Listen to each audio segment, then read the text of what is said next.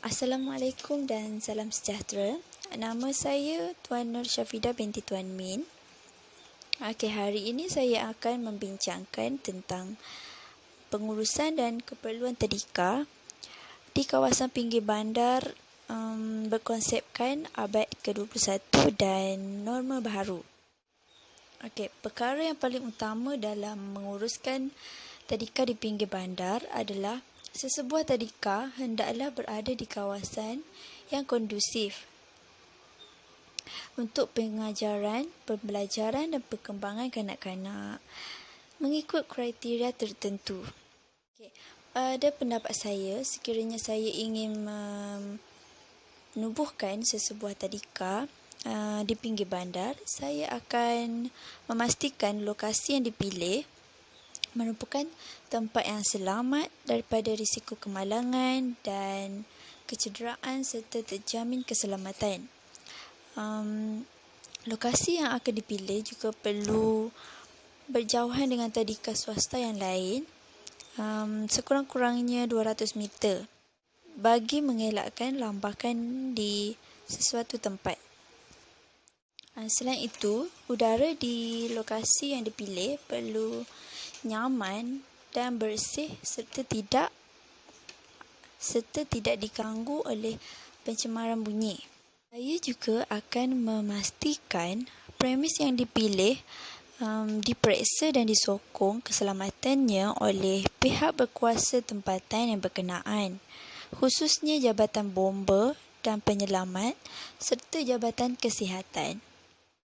Dalam aspek keselamatan dan kesihatan pula, bangunan tadika hendaklah berada dalam kawasan dalam keadaan yang selamat dan binaannya bukan daripada bahan yang mudah terbakar, dan tadika tersebut perlu mempunyai sekurang-kurangnya 2 pintu keluar bangunan.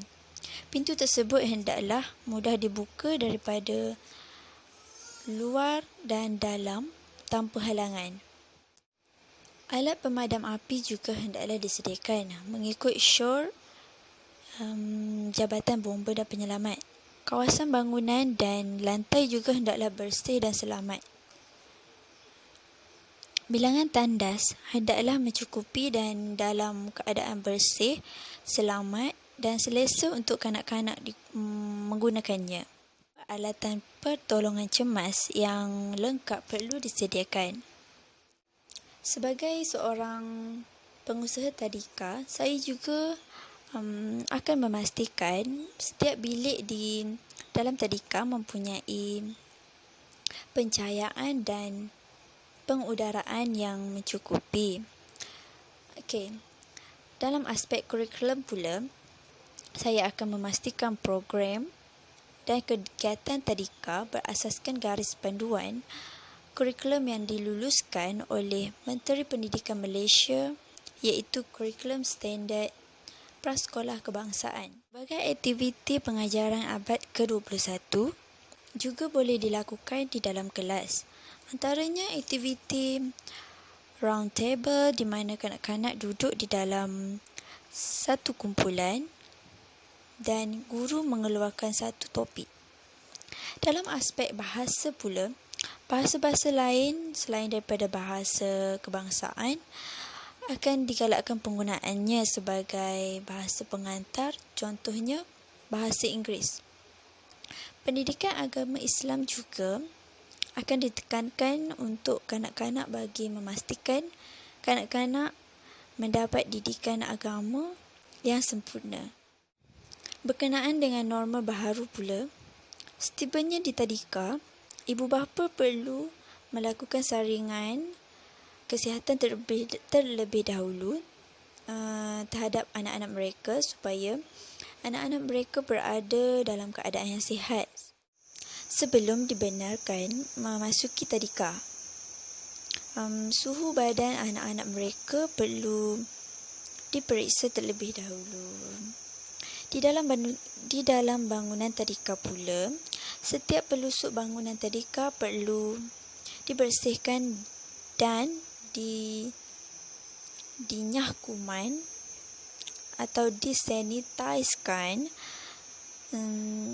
supaya berada dalam keadaan yang bersih dan selamat untuk kanak-kanak digunakan. Semua peralatan dan perkakas yang digunakan pada hari sebelumnya perlu dinyahkumankan agar selamat digunakan oleh kanak-kanak. Guru-guru perlu diberikan taklimat sebelum memulakan kerja bagi memastikan mereka memahami dan mematuhi SOP dalam tadika tersebut. Okey, itu saja berkaitan dengan pengurusan dan keperluan tadika di kawasan pinggir bandar berkonsepkan abad ke-21 dan norma baharu. Sekian, terima kasih.